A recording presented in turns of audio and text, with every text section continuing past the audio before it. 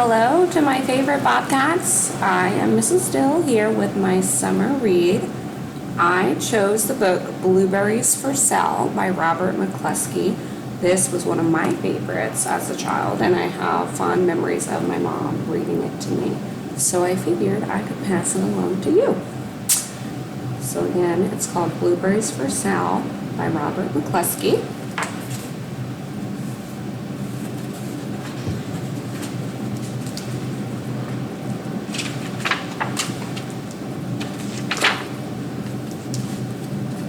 One day, little Sal went with her mother to Blueberry Hill to pick blueberries. Little Sal brought along her small tin pail, and her mother brought her large tin pail to put berries in. "We will take our berries home and can them," said her mother. "Then we will have food for the winter." Little Sal picked 3 berries and dropped them in her little tin pail. Kaplink, kaplink, kaplunk. She picked 3 more berries and ate them. Then she picked more berries and dropped 1 in the pail. Kaplunk. And the rest she ate. Then little Sal ate all 4 blueberries out of her pail. Her mother walked slowly through the bushes, picking blueberries as she went and putting them in her pail. Little Sal struggled along behind, picking blueberries and eating every single one. Little Sal hurried ahead and dropped a blueberry in her mother's pail. It didn't sound kaplink, because the bottom of the pail was already covered with berries. She reached down inside to get her berry back.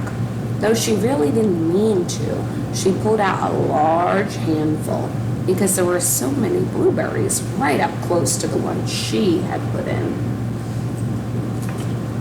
Her mother stopped picking and said, "Now, Sal, you run along and pick your own berries. Mother wants to take her berries home and can them for next winter." Her mother went back to her picking, but little Sal, because her feet were tired of standing and walking, sat down in the middle of a large clump of bushes and ate blueberries. On the other side of Blueberry Hill, Little Bear came with his mother to eat blueberries. "Little Bear," she said, "eat lots of berries and grow big and fat. We must store up food for the long, cold winter." Little Bear followed behind his mother as she walked slowly through the bushes eating berries. Little Bear stopped now and then to eat berries. Then he had to hustle along to catch up. Because his feet were tired of hustling, he picked out a large clump of bushes and sat down right in the middle and ate blueberries. Over on the other side of the hill, little Sal ate all of the berries she could reach from where she was sitting. Then she started out to find her mother. She heard a noise from around a rock and thought, "That is my mother walking along." But it was a mother crow and her children, and they stopped eating berries and flew away, saying, "Caw, caw, caw." Then she heard another noise in the bushes and thought, "That is surely my mother, and I will go that way." But it was Little Bear's mother instead. She was tramping along, eating berries and thinking about storing up food for the winter. Little Sal tramped right along behind her. By this time, Little Bear had eaten all the berries he could reach without moving from his clump of bushes. Then he hustled off to catch up with his mother. He hunted and hunted, but his mother was nowhere to be seen. He heard a noise from over a stump and thought, "That is my mother walking along." But it was a mother partridge and her children. They stopped eating berries and hurried away. Then he heard a noise in the bushes and thought, "That is surely my mother. I will hustle that way. But it was little Sal's mother instead. She was walking along picking berries and thinking about canning them for next winter. Little Bear hustled right along behind.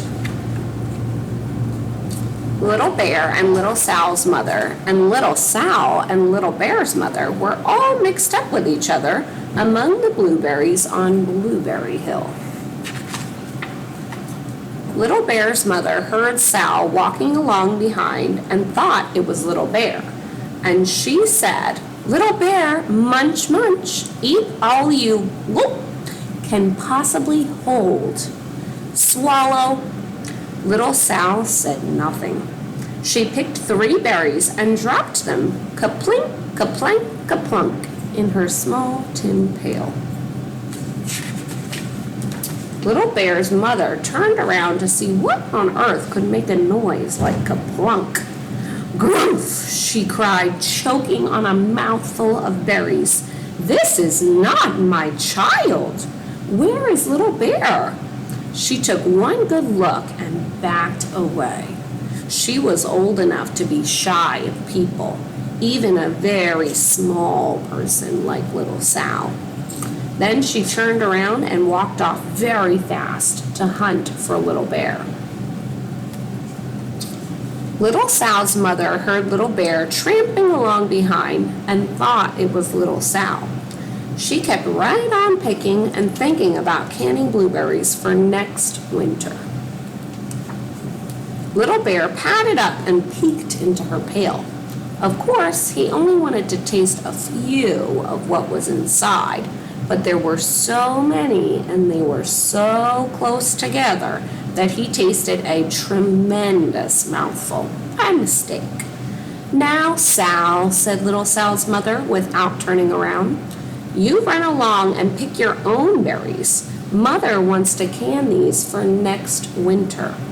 Little Bear tasted another tremendous mouthful and almost spilled the entire pail of blueberries.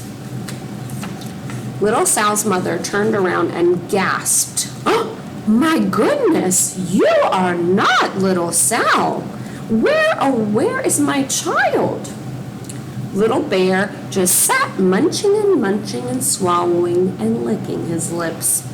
Little Sal's mother slowly backed away. She was old enough to be shy of bears, even very small bears like Little Bear.